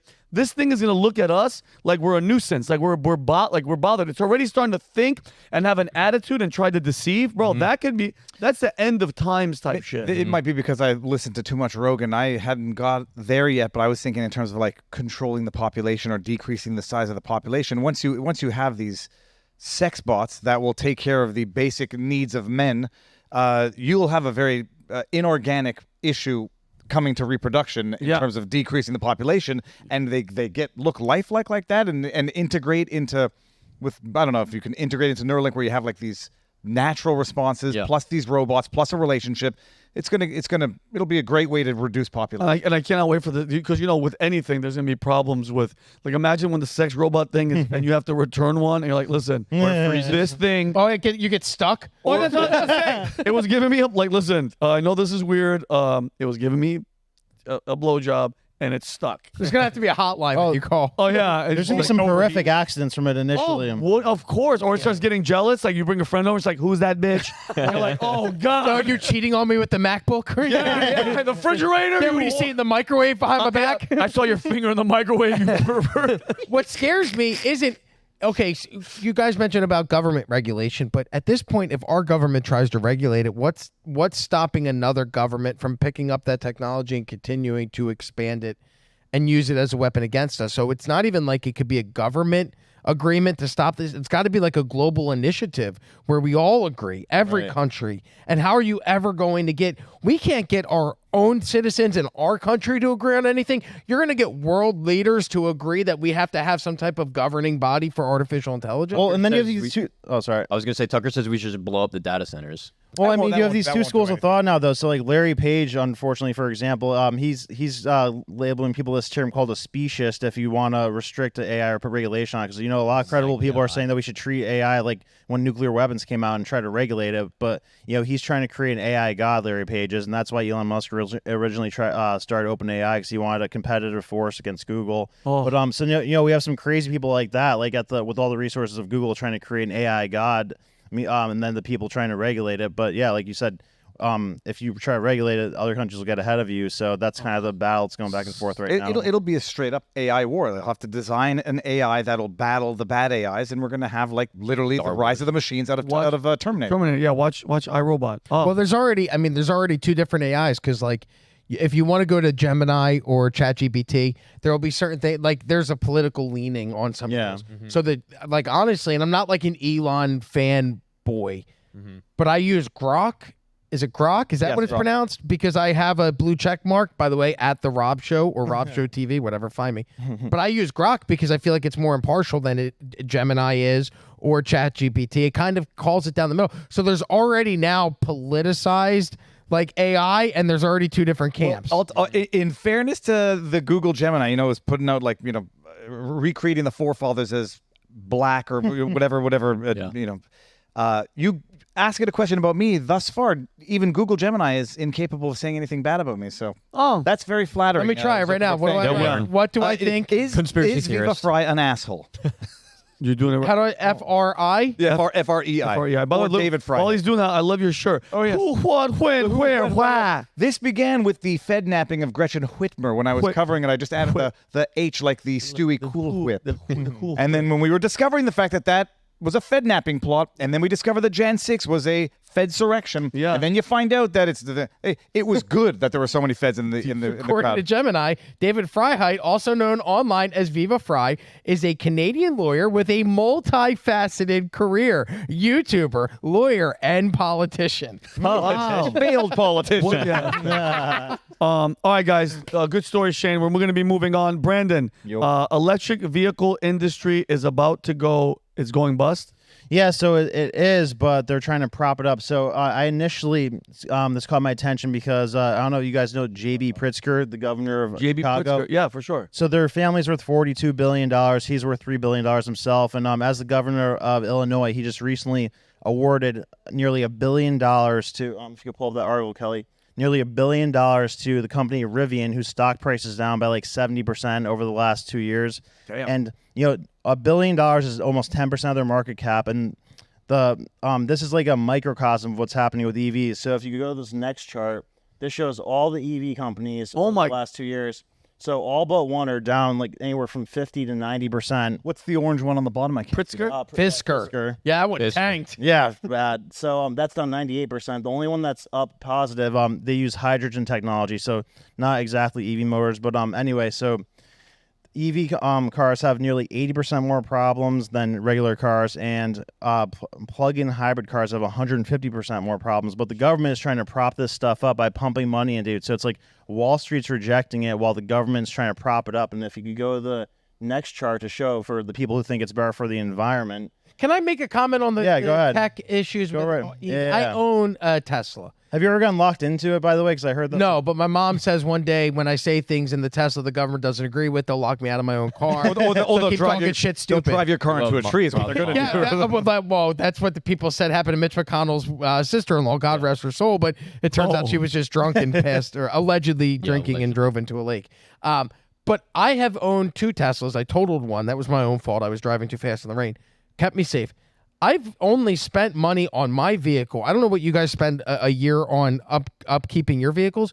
The only money that I've spent on a Tesla in owning it in 2.5 years has been a $75 tire rotation, and that is it. Yeah. And it's not like I rarely drive. I've got 70,000 miles on that vehicle in 2 years. I drive a lot, which is why I bought one. So when people point that out, I'm like, okay, I hear that. But for my own personal experiences with 2 separate Teslas, the total amount of 4 years of car ownership has been 2 tire rotations at $75 a pop. There's no fluids in the vehicles. There's no oil. There's no oil changes. There's no brake changes. So for everything, I'm like, well, yeah, you say that, but I spent $150 in car maintenance in 4 years. And what do you do? Is it hybrid or you just charge? No, it just charges into my house, and I have a deal with FPL, the electric company, that my electric bill every month is $400 every month, so I can crank my air as cold as I want it. I could charge 18 Teslas at my house. Yeah. I'm paying. That's why I got one, because it makes sense for the amount of driving that I do. So when you put at stats like that, I'm like, I understand that, but I understand that that's what the stats say, but my personal experience is so different from that. Yeah. No, yeah, Teslas are it seems higher quality than a lot of them. But so question, is that your electric bill because of the tax credit with the deal of having an electric car? And is that No, that was strictly with FPL, because it was, hey, you can pay, because some months my electric bill, because I got a family that for some reason loves to turn lights on and then leave rooms and not shut them off. I know, and I never understood why my dad bitched about that as much as I do. Like, now I get it. I go, I get it, Pops, because it drives you nuts. I spend half my day going around shutting lights off. And so it got to the point where FPL's like, look, some months your bill's like $500. We have this program where it's $400. It's flat rate no matter how much you use every month, but it's only $400. So for me, I go, yeah, I hear that those cars cost more, and it does. To own a Tesla, it was like a $60,000 investment. But the amount of money that I've saved for the amount of driving that I do on fuel and upkeep, for me, I go, I don't see how that makes sense.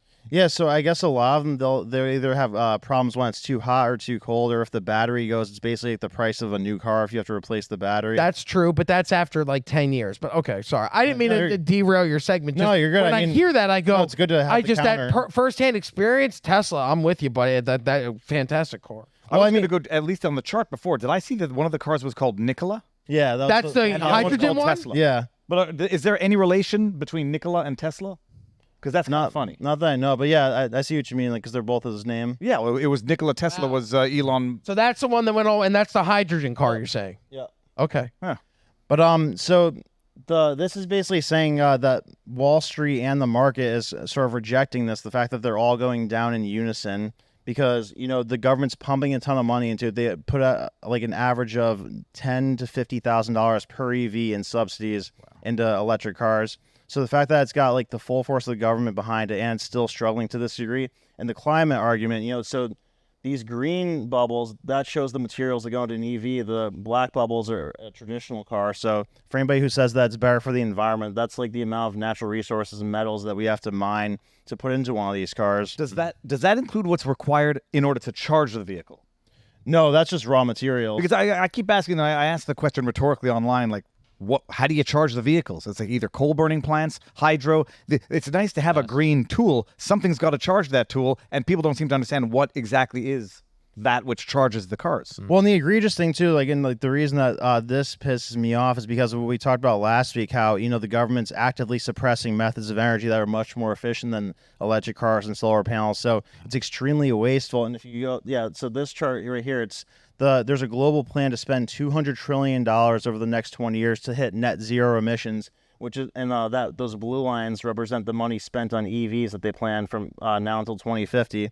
But it's ridiculous and a massive waste of money and resources because of the fact that we have this technology. It's much better than electric vehicles, much better than solar, but we're not only not using it, but people who have created it have been murdered over the last 100 years. Weird. And it's just a tragedy to see like where we could be versus where we are right now and where we're gonna be if we let these global players waste this amount of money. Like they're creating a method to which they could extract taxpayer money and siphon it off to themselves over the next 20 years in the guise of climate change. I was gonna say, so like all these EV companies, their stock is all being invested in by green politicians, like by Democrats and Green by New people. Deal, and then they take taxpayer money and just inject it into those companies, right? Inflating their stock value, inflating their own wallets. Exactly. And it's just this like if you were a little bit less charitable, you could say the whole thing is a scam to just bring in money on the side and just complete it's the climate change thing is the perfect excuse to create this whole industry that can't even survive on its own, but that you miraculously also are invested in. You're making money off. Well, if I put on my brain tinfoil hat here. It seems that it's all directly or indirectly intended to benefit China. And not to bring it all back to China, but I'm looking at that graph and like, okay, net zero emissions where? Because the minerals required for the batteries are still coming from mines abroad in which either China directly owns or has an interest. You got to get those cars to where they can be used for zero emissions. They got to get there somehow on ships and whatever. So it doesn't seem like it actually results in net zero emissions whatsoever. It just relocates where the pollution is coming from. Redistributes it. But also, what's going to charge those cars? I mean, California now, as it is, can barely provide air conditioning, power for air conditioning. Yeah. How the hell are they going to charge those cars by 2050? To me, it seems like a money laundering scheme, but it seems like it's indirectly intended to benefit China. And I do wonder if it's, direct loyalty from members of our government. In Canada, I would have stronger suspicions. Or it's as a result of Chinese interests infiltrating American politics and steering things towards China's financial interests. And it's not as if China can get away with murder. They have been for the past how many years? China is, bro, I'm telling you right now, I have a feeling that deep state that you were talking about is 100% intertwined with China, and China's in charge. Who do we owe the most money to?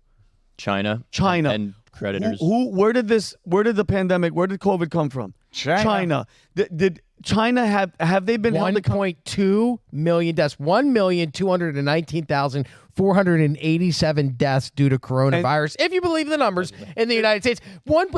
China killed 1.2 million Americans, and we've done nothing about it. And I love that you said that. What a great tactical little freaking a chess move. And by the way, we owe them money. We can't say shit.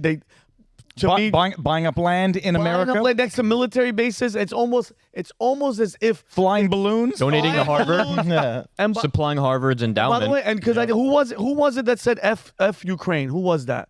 Candace, I think. Was it Candace Owens? She said that. I'm gonna say this. Fuck China. Okay, that has nothing to do with Chinese people. I have Chinese friends. Fuck. I'm sick and tired of them just getting away with literal murder and nobody's saying nothing. How the hell do we right now cannot say definitively, no more of this? Well, the reports are leaning towards, we think it's still not 2024. It's still not definite. They still haven't publicly said it. It's China. Who was it? What happened? And now let's move forward, because now it can still happen again. Well, but also I think the issue would be it's not just China, because the gain of function research that they were doing in Wuhan was being indirectly subsidized or financed by American NGOs or third-party NGOs through Fauci. So I think it is the cabal. And it is the cabal. They are certainly China's using the cabal, and the cabal's using China to retain power, because in retrospect, there's not a doubt in my mind that whether or not there was a virus that was worse than a standard bad flu season, it was weaponized to get Donald Trump out of power, because Donald Trump was the biggest political and ideological threat to China. Weird. And all these things they're doing are building the world in which they could have more control, like whether it's devaluing, destroying our money, or making creating crypto to create a CBDC, or forcing electric vehicles upon us, where they could remotely shut off the vehicles, or they mandate that kill switch gets put into every electric vehicle that's built after the Inflation Reduction Act. Oh, they're trying, Brian. Brendan, they're pulling out all the stops, because everything, once it's connected digitally, all they got to do is go, Rob's talking shit. Yeah. Off. But they can't do it off. They can't do it that quickly, so they have to do it in small baby increments. So it doesn't seem like it's that big of a flip. Like they were talking about putting regulators on cars in California and shut-off valves or shut-off switches, so if they go over a certain amount of miles per hour, they'll shut the vehicle off. Yeah. So most people look at it and go, well, you know what? There's no reason why anybody should be going 130 miles per hour. So I guess that's not that big of a deal. But then they use that to then make the next move of, oh, by the way, if you eat too much meat one day, we're going to shut your car off and you can't drive to the store. Well, they take all those baby steps to get you accustomed to it, so that it's not that big of a leap. And then all of a sudden you look back, it's not here to here. It's here, here, here, here, here, here, here. Now we're here. Like the rule of bankruptcy, it happens slowly, then all at once. There's an island off the coast of Quebec, Ile de la Madeleine, which is tinkering with the idea of imposing a QR code for people to leave the island, because they want to charge a tourist tax to people visiting the island. It's a tiny island. You got to get there by boat. So then, in order to make sure that the residents don't have to pay the tax, well, just download a QR code, and you'll show your QR code if you want to leave the island, and you won't pay the tax. There was a woman who actually, protested this at a town hall meeting, and it was like, well, what's the big deal? It's a small island. It's not going to concern me. Baby steps, and then they get you sensitized to it in small circumstances, then they apply it more broadly, and then they change the object of the reason for which it was implemented. I hate that shit. I hate, just like as Scott was saying, he's like, I saw this little wokeness starting in the 90s, and I knew that fucker was going to take over. And like, that's true though. Like, I hate when people say, oh, it doesn't bother you. Why do you care? It's just a small little thing. It's like, it's the principle. If you can begin to switch your mind to start realizing that principles matter, and it doesn't matter if it doesn't affect you right now, if it has the potential to, then it matters. Yeah. If it's following a bad principle, like the QR code to leave a place, that alone is enough to destroy that thing. And nobody cares about it until it's their kid who says, I want puberty blockers at the age of 14, and the parents can't say no because the law was recently changed to change the rules of parental supremacy. People like us that happened in Quebec also. People like us could see its logical conclusion if we start tolerating things like this. We see where it's going to go in a few years. Yeah, you have to oppose something like. Everything affects everything. So I hate that argument. Oh, it just doesn't affect you. Everything will affect everything eventually. So you have a stake in everything that happens. Like you should care. Exactly. Gay marriage was illegal in all 50 states 20 years ago. Then, now here we are where toddlers are getting taught transgender shit in preschool because we allowed it in each state. Oh, yeah. Like somebody messaged me about the Pride Month, and like they were furious on Manek.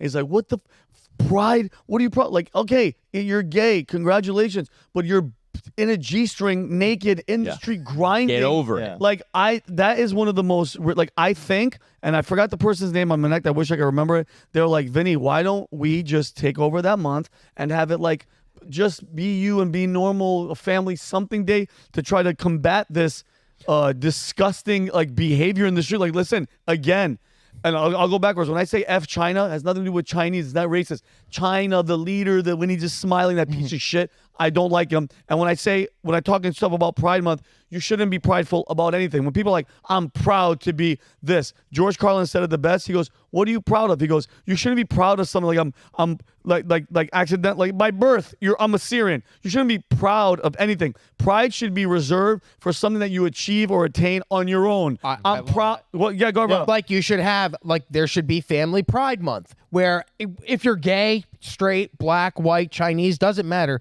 If you are part of a family, you celebrate that familial unit proudly. Yeah. That's something to be proud about. Yeah. That you're raising children, you're giving them good values, you're teaching them good morals, you're teaching them the repercussions of consequences. So why wouldn't we celebrate that and have a parade and a month dedicated to that? Instead, it's like, you're gay, dildos. Yeah. What do you mean? In Los Angeles, they had I'm not joking. They had a truck with a crucifix and some gay dude was on it as Jesus Christ. I wouldn't be surprised if that guy got struck by a lightning since then. Was it Lil Nas? No, because he did that sacrilegious. Well, this was in West Hollywood, and they go up and down the street, and it's perversion. It's disgusting. What other group? By the way, any other day, any other month, if you're outside in a G-string in the street shaking your crotch, you're going to get arrested. Period. All the stuff, the 90% of the shit that they're doing, blowing dildos and shit in the street, it's like, what are we talking about? Well, speaking of moral degeneracy. Oh, there. Here we are. Damn it, I missed the loop. Oh, God, I love it. Well, speaking of degenerates and dildos and porn stars, David, Michael Cohen, Stormy Daniels, the Trump case, New York City. What do you got for us? Okay, well, the update in the trial is it's going so badly that even the political propagandist hacks at the MSNBC are sitting there pontificating. Where's the crime here? Kelly, can we play that one video quick before I get into a joke that I'm questioning whether or not I regret? Go. This is MSNBC. They're arguing that this is a falsification of documents and they want to bump it up to a felony. What's the underlying crime here? What is that rule? I'm assuming it's New York election law conspiracy to promote an election by unlawful means. Listen to this. How come we don't know that at this point? Well, Josh Steinglass said that earlier. How do we not in front know of the that? jury? This was like a week ago. So I don't know why it wasn't said in opening statements. Oh my God. You typically, in an opening statement, you tell them what the charges are and what you intend to prove. Unless you don't know yet. At the end, surprise, this is it. But I think that's going to be it. The New York election. I think that's what the crime's going to be. We could stop at that. Yeah, and David, how much of this? Because I know you have a lot to say. How much of this is just for the Democrats to have? Because I know even if he gets convicted of felony, he's not going to jail. He could. I mean, in theory, it's 180 years maximum that he's facing. Yeah. Well, I think it'll blow up. 34 felony counts. It's serious stuff in here. No, for sure. Yeah. How much of this is the left's way of just having? Because the people that are voting, that 48% that are still going for Biden, these are talking points for them to say, just like when this debate, if it happens, and Rob's going to get into that at the end, these are talking points for the left American public, and even some of those independents that are in the middle, they're going to be like, well, he was convicted. Yeah, he's a freaking felon. They want this conviction so that if and when that debate that Joe Biden apparently offered ever takes place, he can say, you want a convicted felon as president? Yeah. This is election lawfare, from the RICO case in Georgia to the E. Jean Carroll case out of New York, where they literally changed the law to expand the statute of limitations so they could sue, to the Engeron overvaluation of the assets fraud case alleged.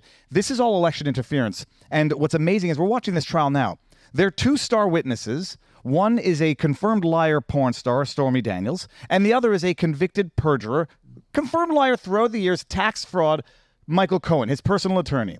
Yeah. And so I made the joke on the interwebs yesterday. It's very interesting. The two star witnesses are a scumbag and a cumbag, and I'm not sure if I feel bad about that joke. Talking about Michael Cohen that way. Well, now that's what the joke on the internet is. But the bottom line, you have a porn star who is changing her story. For anybody who's listened to the testimony, you can't really listen to it. You got to follow the tweets. X scripts. A guy named Matthew Russell Lee, Inner City Press, is live tweeting this trial because they're not live streaming it. There's no TVs there, so live tweeting. Stormy Daniels, her story has changed over the years to, I never did it, it never happened, I affirmed it on 5 separate occasions, to, I don't know, did I sign that document? Can we play this one, Kelly, when she's on that awful man, what's his name? The late night show. Oh, got it. Jimmy statement. The signature on the original statement does not match the signature on this statement. And I went through my library of photographs of you to compare it to headshots that you have signed.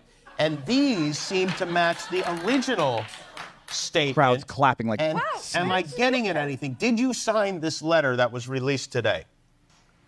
I don't know, did I? Wait a minute. All right, we can cut it there. This was 6 years ago. It doesn't look like your signature. So we can cut it here. No, you can cut it. It's nothing useful after there. So you got this too coy for school porn star. Not that the porn star has anything to do with anything, but at one point in time affirming, I never had a relationship with Trump. We didn't have sex. Then she gets on the stand. And they bring her on the stand. Bear in mind, she has zero evidentiary value in this case. If this case is about mislabeling an alleged hush money payment, it doesn't matter if he had sex with her, if he didn't have sex with her, irrelevant. The only question is, the payment was made, was it mislabeled? They bring her on the stand. She gets out there saying how she had sex with him without a condom because she's allergic to latex. As if we're going to believe that Donald Trump, a germaphobe, is going to have unprotected sex with a woman who's in the industry without being able to have protected sex because she's allergic to condoms. Yeah. They bring her out solely to humiliate Trump in front of this jury. I agree. She lied over and over again, said she didn't have the story, she didn't have sex, then admits that she says she did, sells the story, sells her silence, sells her story. Okay, that was Stormy Daniels. Michael Cohen, Trump's personal attorney, has been on the stand for 2 days now. And it's pathological. The guy comes out and says, I mislabeled the payment. It wasn't legal services because I wasn't rendering legal services to Trump at the time. It was a payment to quiet this woman, to interfere with the election. That's allegedly the underlying, federal offense. And but then the crux of it was Michael Cohen, Trump's personal attorney, comes out and testifies that he surreptitiously recorded a conversation with Trump as relates allegedly to the Karen McDougal payment, surreptitiously recorded it. When asked why, he said it was because I wanted to show David Pecker, this guy who owned AMI, the National Enquirer, that he was going to get paid or reimbursed for monies that he put out for. So he's, as a lawyer, recording a conversation with his own client, violating solicitor-client privilege to show it to a third party. Is that disbarable? I mean, it isn't. He's been disbarred. I suspect it is. I don't know what the rules are in New York, but it doesn't violate New York state law because that's a one-party consent state, not an all-party consent state. But the bottom line, it's going so badly, even the hacks at MSNBC are like, why haven't they told us what the underlying crime is? Yeah. One of them, I didn't bring the clip up, but it's the woman saying, well, his examination in chief went very well, but it fell apart on cross-examination. And I'm like, no shit, Sherlock. That's kind of what happens when the prosecutor preps you. You know the questions, you know the answers, and then you don't have a friendly attorney cross-examining you. So the case is rubbish through and through. The only question is whether or not there was a felonious concealment or improper labeling of the retainer payment made to Michael Cohen. But he's confirmed it was a retainer. He's confirmed he was the lawyer at the time, but now he's trying to say, I didn't do any legal services. It's garbage. The only question is, is this jury a purely politically prejudiced jury that's going to convict because they want to convict, or are there going to be a couple of conscientious jurors out there who are going to say, this is bullshit? The problem is also acquittal or conviction. It's a win-win for the Dems and for the war machine because Instead of campaigning, now he's stuck in court for 6 months, 6 weeks, spending however many millions of dollars on this instead of on the campaign. Yeah. So it's behooved, whatever. It's behooved all of us to put this on blast and have this be more popular. But is that working? And Trump's I gag think orders. so. I think this is better publicity for his election campaign than going and campaigning. I agree. So in various their states. ultimate goal of trying to keep him off the campaign, unless they jail him, their ultimate goal, let or them one do of the that. goals, was to try and prevent him from going out and campaigning and being on the trail. But it's making him more popular among Americans who are watching this. Like, what did you call it? Rubbish? This rubbish trial. And when it comes to Stormy Daniels, think about it. I like cheeseburgers, right? I've had a lot of cheeseburgers. Yeah, we know. Right? Thank you. Didn't need the fat joke, but I appreciate that. I've had a lot of cheeseburgers over my life. Okay, now we That's can a move lot on. of meat. Yeah. I'm I can't remember the biggest cheeseburger I ever had, but I know that I've had some good cheeseburgers. This woman is a porn star. She has slept with, I would assume, she testified maybe hundreds of films of cheeseburgers. So without a condom because she's allergic to latex. hundreds of men, and she remembers this one incident with Donald Trump 25 years ago. It stands out in her mind so much. No. You're thinking of E. Jean Carroll. This one was more recent. This was at a golf tournament a little while ago. Well, 2004. Okay, so 20 years ago. Yeah, Stormy's been a while. This is before Because the radio show, very interesting. Remember, I don't know if you saw this. It came up that did she ever admit on a radio show about sleeping with Donald Trump? Did you see that? Well, no, and then she had a good reason why she didn't say that she had sex with him in a book or in another interview. And also, sorry, just to add something there. During her testimony, she says, I felt drugged. She literally said this in court. There was an objection, but by the time it's out there, then she says, I felt pressured. I felt coerced. I think I blacked out. So it's gone from denial of anything to admission, but it was consensual, to now I'm a victim of sexual assault. So I worked for Bubba the Love Sponge, a radio guy in Tampa, Florida. You may know him for surreptitiously filming Hulk Hogan having sex with his wife. Brought down Gawker. It was a huge story. Don't laugh. Okay. Very serious business. I'm sorry. I don't have all the credibility that Shane has working in the swamp of D.C. I like Bubba the Love Sponge. Okay. From what you've told me, I So- just find it funny. I worked with Bubba in 2016 to 2018. And during that time, there was this speculation that a tape existed of Stormy Daniels admitting on his radio show that she had sex with Donald Trump. We found the tape. The tape was actually purchased by someone. To this day, I don't know who purchased the tape, but they wanted Bubba to scrub the tape from the internet. On the tape, Stormy Daniels asked, have you ever had sex with a famous rich guy that we would all know? She said yes. And they asked her to write down the name of the person. On the piece of paper, she wrote down Donald Trump and showed everybody, but didn't show the camera. She then they asked, how was he? And she said in that interview, he was fantastic. He was a great lover. Now you look at what's going. Now you look at what's going on now. He didn't use a condom, and according to her, it was a quick, brief encounter. Yeah, time is so money. she goes, just in that interview alone, from the interview that they have scrubbed from the internet that was purchased by somebody, in my opinion, and I was working there at the time, I don't know who contacted Bubba to purchase that tape, but my guess would be somebody who is receiving $130,000 to keep quiet about that tape never existing. She says he was great and well endowed, and then all of a sudden now he's quick and has a small wiener. Well, I don't even believe that he had a sex with Stormy Daniels, and it's not like it sounds like gross almost to like compare. Well, Karen McDougal, Playmate of the Year, is if you're looking at the things with that type of metrics, it's a different type of cheeseburger, to use the analogy, than a porn star who's done hundreds of films with unprotected sex with all sorts of people. So like from a rich tycoon's perspective, I'm thinking of the movie with Julia Roberts and Pretty Woman. Pretty Woman. So like as far as plausibility goes, I don't think it happened. Karen McDougal, I'm not so sure. I have no insider knowledge whatsoever. So I don't think it happened in the first place. I'm curious about that story, because whether or not she's just boasting to some guys and saying like, oh, I did this and now I'm going to show a name that's going to get everyone's jaw dropping. I mean, I could see that happen. Shane, say what you're going to say, because I want Rob to go into the thing at the end. Go ahead. I wanted to connect it to the video. I was just going to say, to Viva's point, that even though the whole case is BS, they're still going to use it to their advantage, even if they lose it, because they're going to get him stuck in court. And you have Biden this morning laughing at Trump. He says in this clip, which we'll play in a second, that Trump will be busy on Wednesdays or he won't be busy on Wednesdays because that's the day they have off in court. So weird. Biden's just laughing at the fact that they have this lawfare against him. Yeah, Rob. So Rob, please explain to us what we're going to see, because we just got news about. So the tweet came out this morning at 10:14 a.m., May 15th. Joe Biden. I've received and accepted an invitation from @CNN for a debate on June 27th. Over to you, Donald. As you said, anywhere, anytime, any place. And then, in my opinion, this senile old man went and made this angry. When is this? This is just look at that face right now. We don't see it yet. Oh, let's see. Put the volume up. I'm an angry old man. It looks like Dana Carvey pretending to be an old man. Yeah. All right, guys, let's hear it. Donald Trump lost 2 debates to me in 2020. Since then, he hadn't shown up for debate. Now he's acting like he wants to debate me again. Well, make my day, pal. I'll even do it twice. So let's pick the dates, Donald. I hear you're free on Wednesdays. And by the way, he's acting tough. He just canceled on the 3 debates that are to be held by the commission. The commission is the same organization that has held the presidential debates for 30 years. And Biden is refusing to do it. And his stated reasons are, 1, they didn't test Donald and his coterie for COVID back in 2020.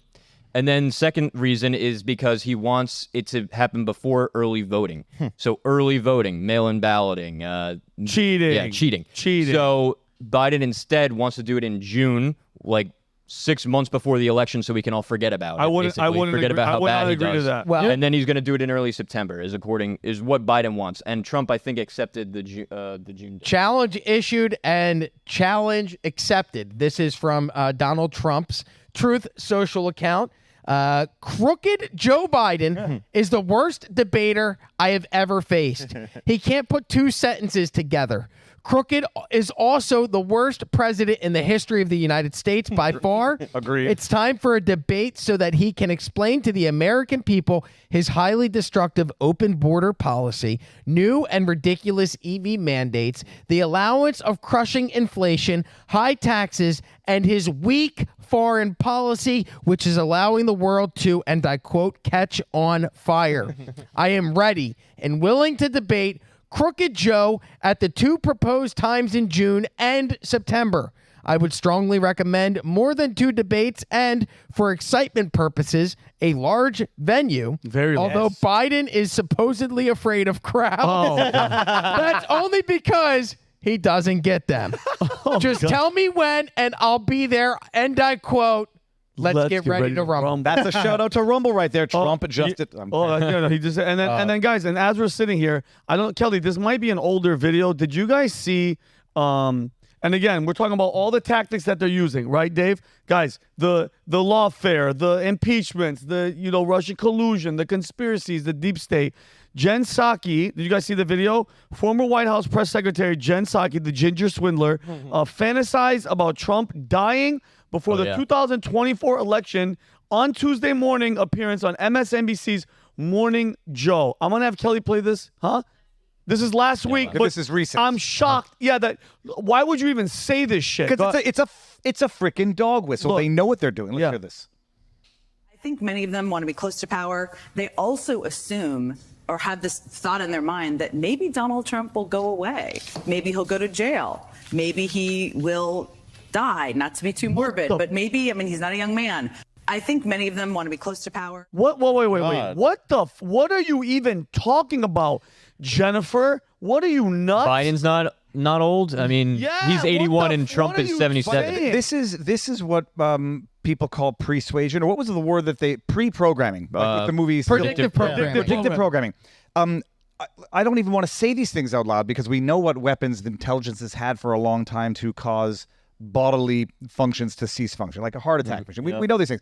This pre-predictive programming to get people used to the idea of something happening, and then when it happens, well, he was an old man. Look, Jen Psaki said it. It's terrible. They're putting awful juju out in the universe, and they should be ashamed of themselves. But that is worse than that. That is a dog whistle to their lunatics on the left, so that someone can go find a baseball game, a congressional Republican baseball game, and do God knows what. And they say, well, we didn't do anything. And you nailed it. And this is from November. Kelly just sent me this. November 2023, Business Insider put this article up. Kelly, can you show that? Here's what happens if Donald Trump dies while running in the 2024 presidential election. Like, I'm sorry, when is he, like, since when is he going to die? Like, what? Yeah, well, dude, let me explain something to you guys. If there's a will, what's that say? Former President Donald Trump is far away from the Republican frontrunner heading into 2024 election. He's 77 years old and will be 78 in June. Okay. Joe Biden's 95. I'm joking. And demented. If he dies while seeking re-election, a few different things could happen depending on when he dies and how close it is to election. What the hell are these people writing? This is the embodiment of David Mamet's "Every fear hides a wish." I mean, this is like, oh, what would happen? Oh, yeah. Please. Terrible, please. awful people. It's disgusting, and I mean, one of the only. I mean,